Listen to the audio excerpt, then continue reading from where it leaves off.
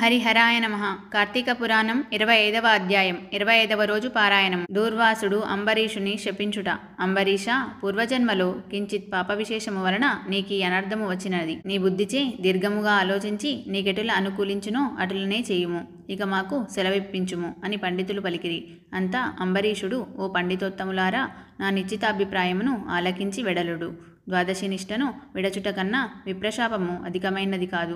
జలపానము చేయుట వలన బ్రాహ్మణుని అవమానపరచుట గాదు, ద్వాదశిని విడుచుటయూ గాదు. అప్పుడు దూర్వాసుడు నన్నేల నిందించును? నిందింపడు. నా వ్రత పుణ్యఫలము నశింపదు గాన జలపానము నరించి ఊరకుందును అని వారి ఎదుటనే జలపానము నొనరించెను. అంబరీషుడు జలపానమునరించిన మరుక్షణమునే దూర్వాసుడు స్నాన జపాదులు పూర్తి చేసుకొని అక్కడకు వచ్చెను. వచ్చిన వెంటనే ఆ ముని మహారౌద్రాకారుడై కండ్ల వెంట నిప్పులు గ్రక్కుచు, ఓరి మదాంద, నన్ను భోజనానికి రమ్మని నేను రాకనే నీవేళ భుజించితివి? ఎంత దుర్మార్గము, ఎంత నిర్లక్ష్యము, ఎంతటి ధర్మపరిత్యాగివి! అతిథికి అన్నము పెట్టెదనని ఆశ చూపి పెట్టకుండా తాను తినినవాడు మలభక్షకుడగును. అట్టి అదముడు మరుజన్మలో పురుగై పుట్టును. నీవు భోజనమునకు బదులు జలపానము చేసితివి.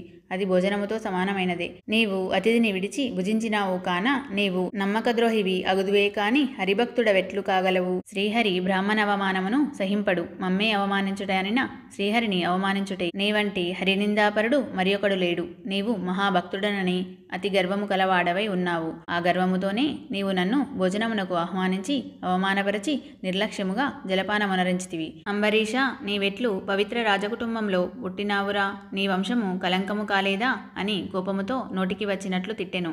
అంబరీషుడు మునికోపమునకు గడగడా వణుకుచు ముకులిత హస్తములతో, మహానుభావ, నేను ధర్మహీనుడను. నా యజ్ఞానముచే నేను ఈ కార్యము చేసి తిని. నన్ను రక్షింపుడు. బ్రాహ్మణులకు శాంతియే ప్రధానము.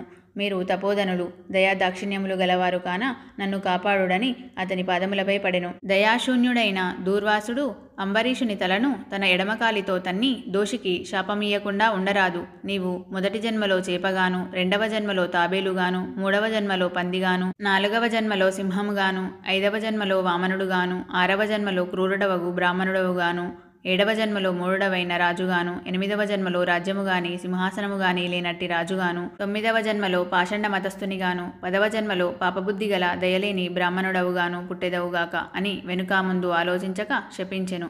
ఇంకనూ కోపము తగ్గనందున మరలా శపించుటకు ఉద్యుక్తుడగుచుండగా శ్రీ మహావిష్ణువు బ్రాహ్మణ శాపము వృధా కాకూడదని తన భక్తునికి ఏ అపాయము కలగకుండుటకు అంబరీషుని హృదయంలో ప్రవేశించి, మునివర్య, అటులనే మీ శాపం అనుభవింతునని ప్రాధేయపడెను. కాని దూర్వాసుడింకను కోపము పెంచుకొని శపించబోగా శ్రీమన్నారాయణుడు తన సుదర్శన చక్రమును అడ్డుపెట్టెను. ఆ సుదర్శనము కోటి సూర్యప్రభలతో అగ్నిజ్వాలలు గ్రక్కుచు దూర్వాసునిపై పడబోయెను. అంత దూర్వాసుడు ఆ చక్రము తనని మసిచేయునని తలంచి ప్రాణముపై ఆశ కలిగి అచటి నుండి బ్రతుకు జీవుడా అని పరుగెడెను. మహా తేజస్సుతో చక్రాయుధము దూర్వాసుని తరుముచుండెను. దూర్వాసుడు తనను కాపాడమని భూలోకమున ఉన్న మహామునులను, దేవలోకానికి వెళ్లి దేవేంద్రుని, బ్రహ్మలోకానికి వెళ్లి బ్రహ్మదేవుని, కైలాసమునకు వెళ్లి పరమేశ్వరుని ఎంత ప్రార్థించినను వారు సైతము చక్రాయుధము వారి నుండి దూర్వాసుని కాపాడలేకపోయిరి. ఇట్లు స్కాంద పురాణాంతర్గత వశిష్ఠ ప్రోక్త కార్తీక మహత్యమందలి 25వ అధ్యాయము 25వ రోజు పారాయణము